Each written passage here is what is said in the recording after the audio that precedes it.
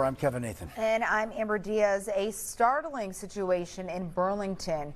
A man stumbled upon 3 skeletons in a foreclosed property he had just purchased. NBC Connecticut's Melissa Cooney joins us live in Burlington. And Melissa, give us more context here to this very unusual story. Unusual indeed. We want to be clear. We don't know who these people are, why they were in the home, or how long they had been dead for. Police say there is no threat to the public. They say this appears to be an isolated incident. Today I had the opportunity to go through some court records as well as some property records, and this is the timeline we've been able to figure out. 7 Stanwich Lane is not visible from the road, and when you do get to it, it's covered in shrubs and weeds blocking the door. Keep out and private property signs are what you encounter first. Burlington property records show a couple purchased the home in 2019. In August 2025, the foreclosure process started. This June, a public auction was held to sell the house in as-is condition. We spoke with Chris Thogmartin, an independent third party appointed by the court to manage the sale.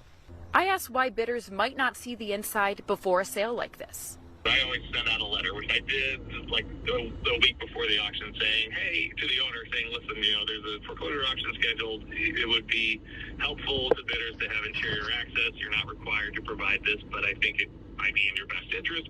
Never got a response to that, which is not unusual. He also added the keep out signs appeared on the property during the foreclosure process, despite the house looking unkept and not lived in. I don't think anyone had been inside. Who knows? I mean, it puzzles me as to who would put that sign up.